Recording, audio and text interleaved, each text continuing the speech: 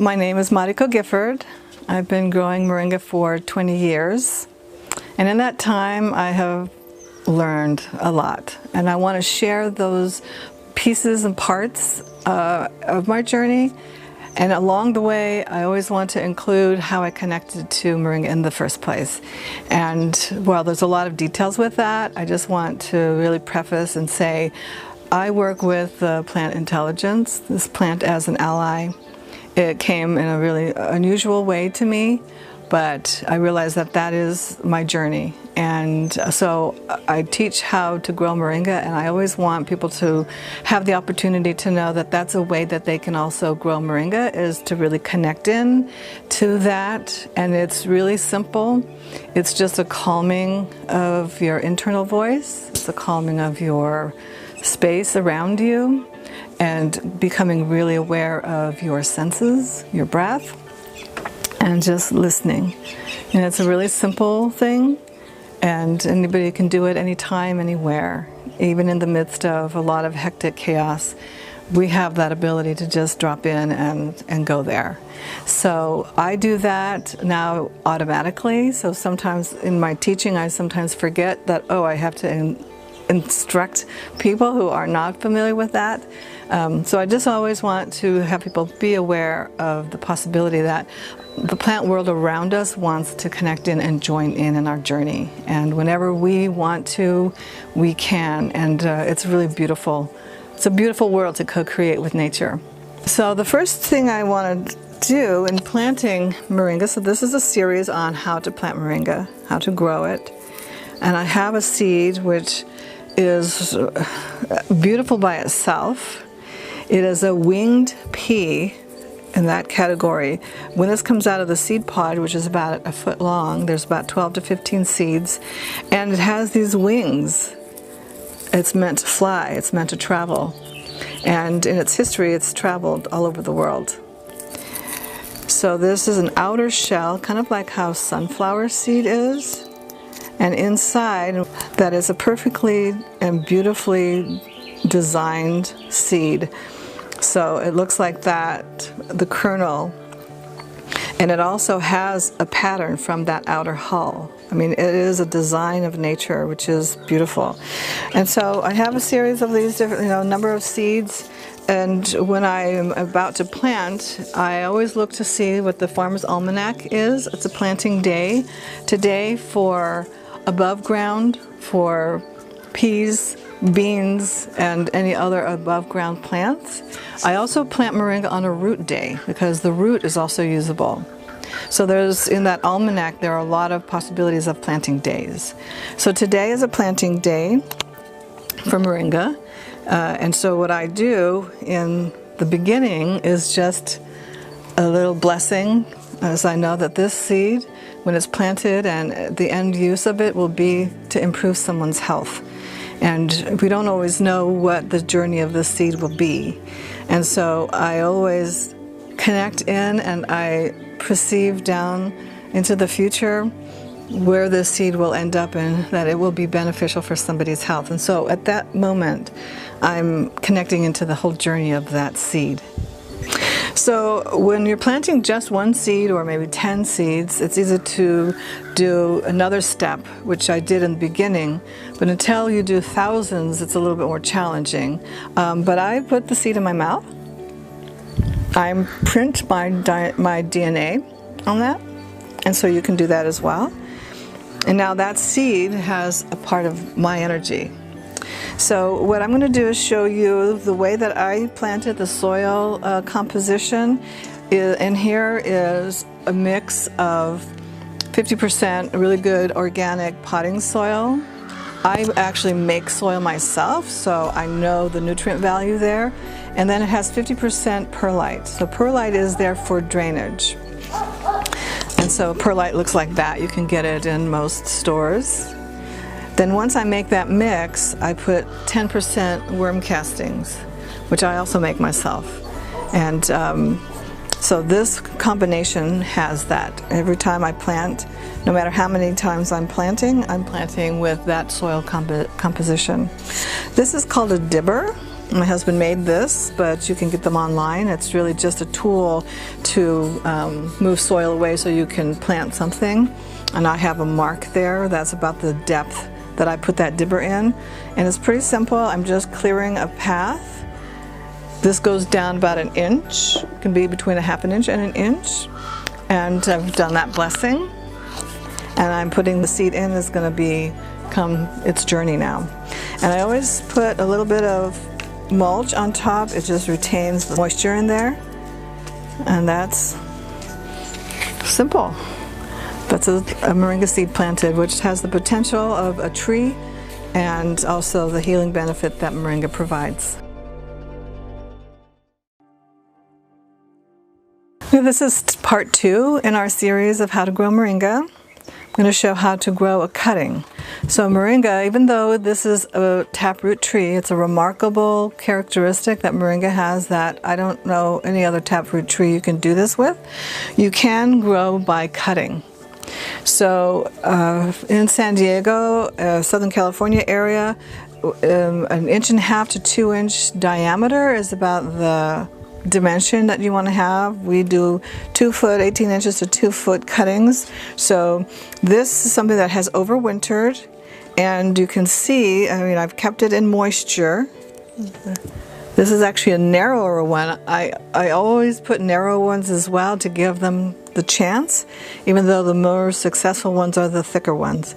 In other parts of the country, like Florida, they have a harder time with the thicker dimension. For them, it's like pencil thickness.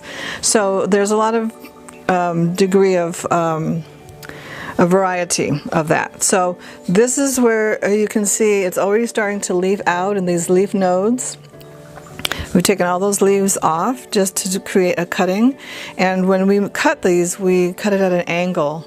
So it just makes it easier for that to go in to the soil. And so we're going to put that in about 6 inches. You could put it in deeper if you want, but we go about 6 inches. This is our dibber tool. So the same soil composition, 50% good potting, organic potting soil with 50% perlite and 10% worm castings. So we're putting a pilot hole with our dibber, and then you just press that right down in. And you just want to make sure you're not damaging where those leaf nodes are. And that's your cutting. And I want to show what it looks like. A cutting will actually grow its own taproot. It's a remarkable characteristic. I'm going to say that a number of times about moringa. It's a remarkable plant, and it will grow its own taproot right out of the bottom of this cutting. This is an example of a previous one, so you can see this is a cutting. It has been cut since we planted it, and another shoot comes up. And so this is, when we get into how to cut for higher leaf production, we're going to suggest that you cut this all the way down. But this is an example of what a cutting looks like as it starts to leaf out again after your season. I want to point out, I didn't take these off because I want to point out that yellow leaves on your plant is a way that moringa communicates. So this was stored in a place that it wasn't getting everyday water and during a really hot period of time. And so it'll start to communicate. So the yellow leaf can be some kind of a shock. It can be it has too much water. It can be that it has not enough water. It can be that it doesn't have enough sun. So this is the way that moringa communicates to you. It still has a lot of nutrients in there. It doesn't have chlorophyll, which is where antioxidants are in your plant, is in that green color. It will still have calcium, protein, right, because that's fixed in the leaf. It also will have a sweeter taste. So the bitterness is the taste of chlorophyll. So don't discount it and toss it out as having no value. It's just the way that it communicates, and you can still harvest that and eat that part of the plant as well. These are the examples for what a cutting looks like underground, and then once it's been planted. And I use these tall pots because in a nursery situation, you don't know how long this tree will stay in this pot before it gets to the consumer. So we will cut these down. When somebody buys that, they're going to want to cut that down, and then it'll send more shoots out. But that taproot will continue. This can stay in here for about 4 or 5 years. In Florida or more tropical area, it's going to be a less period of time because that root is going to grow faster just because it's in its correct planting climate. So try to find these tall pots. I do carry some on my website, 2 sizes, but contact me through my website for source of those tall pots. They're hard to find, but this is what you can readily find, this type of pot. It just won't last as long, but for home use it's sufficient.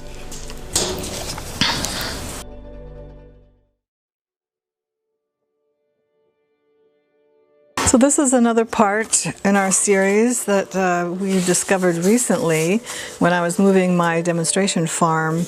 I didn't know how I was going to move the actual trees. So we had planted them in avocado crates that were, it's 1 cubic yard. And it's another one of those moments of asking to say, can we do this? Will the moringa survive it? And we were given permission, really, from this plant to know that this is possible. To my knowledge, it hadn't been done, and so it was an experiment for us, and there was a lot of moringa that was at stake in taking this on. So what this is, and I'm showing, is a root that we dug out. It was similar to the root at the end of the cutting, but more pronounced, much more growth. And you can see this is over winter. And this is the sprouting out of the leaf coming out of this root. So the whole root is under the soil, and it's starting to grow, so it's going to thrive. And I want to show an example right next to me of the same thing. This was multiple harvests. You can see all the different places where we cut that, and more branches came out. This is what the potential for moringa is, but that's also from a transplanted root, just like this. So it's the evidence that it will survive that, and it will thrive. So in the harvest season, we'll cut these also down, and more shoots will come out for more leaf potential. So I want to point out the resilience of moringa. While it's a tropical plant, it also grows in a lot of climates that are not tropical. And it's all dependent on when your area can grow tomatoes and cucumbers. That's the season for moringa. So your growing time for moringa is going to start when you can put out cucumbers and tomatoes, and it'll end when your time for that is over. Some people, it's year-round, some climates. So always remember that moringa is very climate sensitive, so and it's resilient. So I wanted to point out that we moved these from a demonstration farm down in San Diego. They overwintered in Ojai, which is where I live now, and it's a colder winter. So we didn't know what to expect, if it would really come back. I just brought a few up as an experiment to see, is it going to come back after a couple of freezes that we had? And it did. So this is a cutting that was also resilient. It also maintained flower. So one of the things that a lot of people ask about is, will I be able to produce seed pod in my climate? Seed has to come from the flower. The flower has to set at the beginning of your season so that you have that long, hot summer for that seed pod to develop. Without that, if your flower sets in October, your plants are going to go dormant if you're not in the tropical zone, and that seed pod will not form. But this, I just wanted to point out, is already having flowers set in June, the beginning of our growing season. So the seed pods that come have that long summer.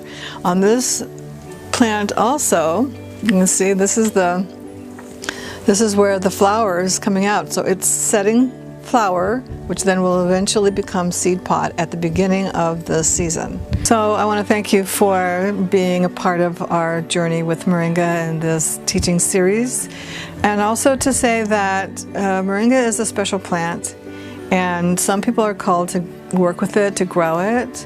It has its own journey itself. It has a way that it will flourish. So in your area, wherever you are, just know that you do have a growing season.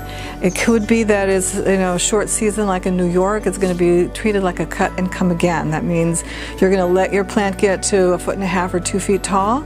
You're going to cut it all the way down to the soil. Have the courage to do that. Trust me, I've done it thousands of times. Cut it all the way to the soil and it will send more shoots out, and that's the highest amount of leaf potential you're going to have in your growing area when you have a cold winter. Keep informed, and if you have questions that come up, I'm always available. You can contact me through my website, moringaforlife.com. And just keep that dedication, because Moringa needs many, many people to be growing this in all areas of the world. Stay committed. So this is a cutting that we showed in a previous video. And I had pointed out the different nodes where the leaf would come. And this is about 2 months later. So you can see this is the growth that has come out. I just want to tilt this forward so you can see it's also coming out of the base. You can see that there's leaf coming also out of the base. So this is just in soil, and this leaf has come about just in this short period of time. So just so you see that Moringa grows by cuttings, it looks just like this. And when this gets to be about 2 feet, I would cut it off. And right here at the leaf node again, and it'll start to shoot out in other places. And this is the base of your new tree. So in a previous video, I showed you this root, the exact same root that we transplanted, and the Moringa grew from it. And this is about 2 months later of that video that had no leaf growing. And we have all this leaf production now. So I just want so you can believe that the Moringa will grow from a transplanted root. And this is where I would harvest. So this is for leaf production. The more you cut it, the more it will produce. So you harvest that all the way down.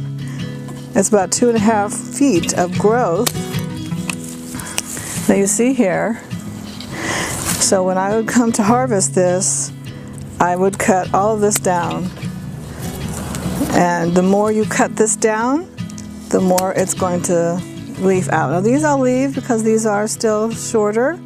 And these will come to, good height again, and more shoots will come out after having harvested this much. More shoots will come out. It stimulates growth of the root, or of the leaf, sorry. And that's a really little bit of production, but that's your garden salad. Fresh Moringa.